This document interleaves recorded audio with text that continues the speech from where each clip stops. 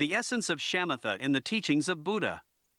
Vipashyana, based on shamatha, eradicates kleshas, obscurations of consciousness. Knowing this, first aspire to shamatha. Shantideva, Bodhicharya Avatara, 8.4. A mind of shamatha is the gateway for all good qualities, such as heightened levels of extrasensory awareness and extra-physical abilities, and all the various absorbed concentrations included as modest or vast vehicles of mind. Even more importantly, such a mind is the basis for attaining to the Arya pathways of mind of the three vehicles, the noble paths having straightforward, non-conceptual perception of voidness. The ethical status of a mind of shamatha, however, is unspecified, neither constructive nor destructive, although it lies as the common, shared basis for all inner and outer good qualities. Without being inspiring or uplifting in and of itself by nature, yet because it is the basis upon which rely so many good qualities, both mundane and transcendent, and from which they are actualized, a mind of shamatha is extremely important and valuable. The Dalai Lama, the Gelug/Kagyu tradition of Mahamudra. Many Western authors of books on yoga and meditation embark on all sorts of detailed psychological and even psychotherapeutic digressions on how to deal with negative emotions, negative thoughts, etc. Eastern meditation is not about that. Samadhi/shamatha meditation, if performed correctly, is in itself a powerful mind-transforming psychotechnique, albeit indirectly, but in the most reliable way in the long term. While psychotherapeutic approaches only try to temporarily redistribute the available psychological resources and energy without increasing their total amount, the practice of shamatha leads precisely to their increase, and, moreover, a very significant one, provided that regular practice is continued.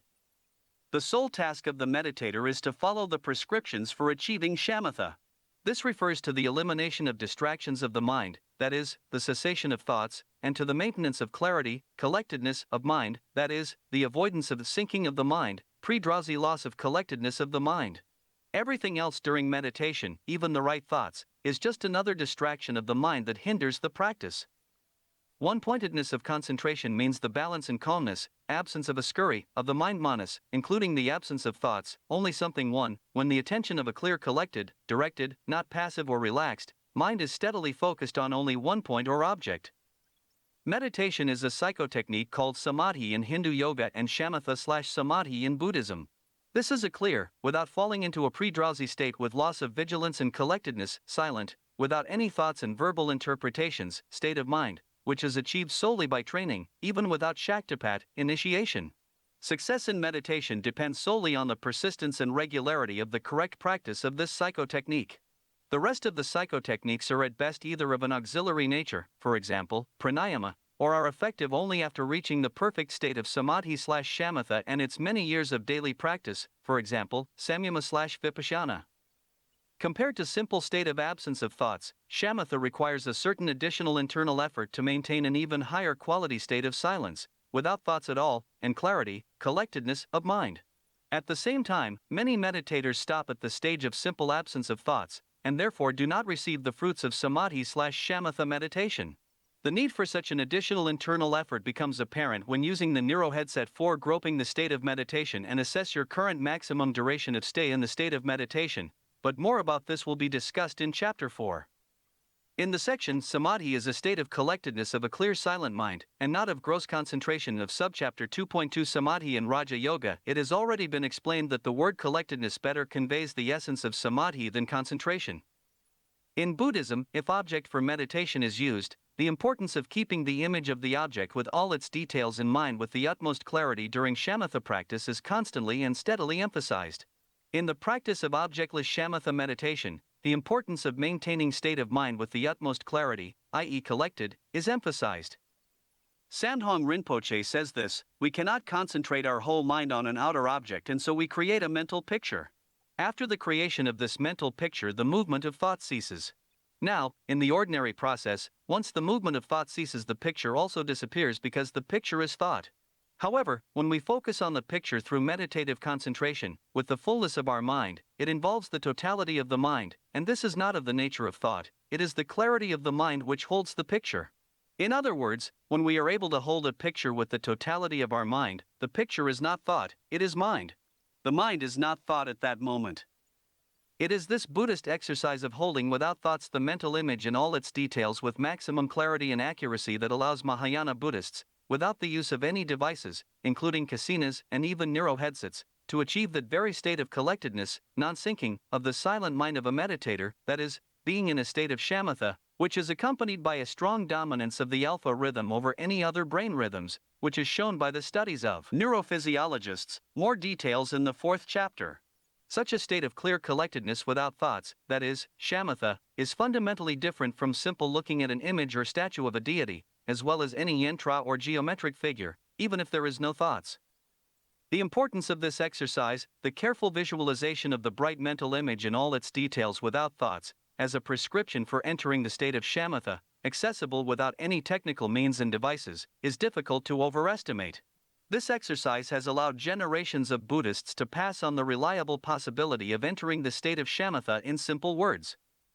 It is the Buddhist shamatha with its 8-9 dhyana steps, corresponding to the 8th step of the Buddhist Noble Eightfold Path, right samadhi, samyak samadhi, along with the yogic samadhi of Yoga Sutras, is what should be called meditation itself in the generalized sense that is put into it in the West, a psychotechnique that causes an accelerated transformative development of consciousness.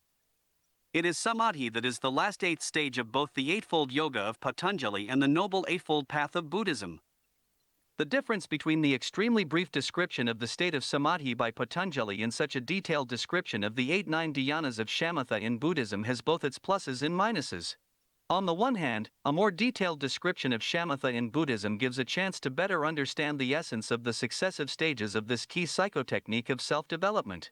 On the other hand, a detailed description of these states could not help but be distorted over the past 2.5 millennia by followers who did not always understand the essence of these prescriptions well due to the frequent lack of personal practice, especially with the proper quality and regularity, and therefore gradually distorted them, reducing and simplifying to their level of understanding. Moreover, the number of disputes about the features of dhyanas of Buddhism, especially the first one, taking into account the obvious distortion of the original meanings of the words vitarka and vichara, is almost endless, and these mental disputes often obscure the actual practice of shamatha, not to mention the fact that erroneous interpretations of the Buddha's teachings lead astray even those who are ready to meditate regularly. The absence of new arhats indirectly confirms this. Buddhist scriptures say that achieved shamatha lasts a quarter of a day, that is, 3 hours. In order to be able to achieve yoga realization, holiness, and Buddha, enlightened, consciousness, it is necessary to gradually increase the duration of such meditation to 3 hours or longer, and then continue to practice it daily for 3 hours or longer until new supercognitive tools will be developed due to the energetic effect of samadhi/shamatha practice, which will allow you to perform samyama and vipashyana. The very fact of achieving such a duration of shamatha for the first time is not yet everything, since then it is necessary to practice many hours of shamatha daily until this energy practice eliminates negative karma and develops new incredibly perceptive, vijnanamaya kosha/buddhi, and incredibly powerful, anandamaya kosha/sambhogakaya, supercognitive supramental tools that will lead to yogic realization and consciousness of a Buddha, awakened one. Depending on the initial situation and the quality of practice, this may take only 6 months, or it may stretch for decades. The Buddhist psychotechniques are taken from Hindu yoga, which was repeatedly stated, for example, by the leader of the Tibetan of Buddhism, Dalai Lama XIV, and the first Prime Minister of the Tibetan government in exile, Samdhong Rinpoche V. In addition, the understanding of the essence of these psychotechniques was partially distorted and lost in various schools and directions of both Buddhism and Hindu yoga, and therefore a comparative analysis of the instructions, for example, of Buddhist vipashyana and yogic samyamas, which have survived to this day, albeit distortedly understood by many, helps a lot in clarifying the essence of these psychotechniques. Meditation is not a talent or even a skill. This is primarily an energy buildup/pumping, and if the practice of shamatha is stopped even for just 1 to 2 weeks, the meditator will have to start the meditation practice from the very beginning, which is confirmed both by the words of Buddhist teachers and by the neuro headset, see Chapter 4. From the point of view of Buddhist teachers, 3-hour shamatha can be trained in about 1.5 to 3 years of solitary retreat, and in the most optimal case it takes at least 6 months. But in itself, the achievement of 3-hour shamatha is just an entry to the finish line of spiritual self-realization, after which it is the turn of many years of daily many hours of practice of samadhi/shamatha and then yogic samyamas/vipashyana, which will allow you to gain the transcendental wisdom of direct awareness of the essence of things through the application of fundamentally new, incredibly insightful and incredibly powerful supercognitive supramental tools, vijnanamaya kosha/buddhi, and anandamaya kosha/sambhogakaya, developed due to the energy effect of meditation. The acquisition of this transcendental wisdom and enlightenment has nothing to do with the mental processes of the mind manas and mental conclusions, and this is directly stated in the Yoga Sutras of Patanjali 1.49 and 3.5 and the texts of Buddhism. Shamatha is our meditative everything. This text is written based on my experience of studying Oriental methods of self-development since 1989. I am Ukrainian, and I have been visiting India since 1997, living in India for a total of over 7 years, including being in India from 2001 to 2006 continuously. Communicating with several yoga-realized saints, living in different ashrams with receiving several spiritual names, and translating several dozen books on Oriental topics allowed me to understand a little about the essence of Patanjali's yoga and Buddhism teachings of self-development. In addition, in 2004, I was, perhaps the first of the CIS residents, to receive individual sannyasa diksha from Somnath Giriji, the Mahamandaleshwar, head of the Sripanch Juna Akara, Hindu monastic lineage. If this video allows someone to clarify the obscure aspects of Oriental teachings and as a result at least noticeably progress on this path, not to mention achieve the goal of yoga and Buddhism, it will be an incredible success. You can learn more about real meditation practice in Buddhism and Raja Yoga from my book, Meditation in Raja Yoga, Buddhism and from the Point of View of Neurophysiology, a Practical Guide. Also, if you found this video interesting and useful, by subscribing to my Patreon, you can get tips on meditation practice and support me.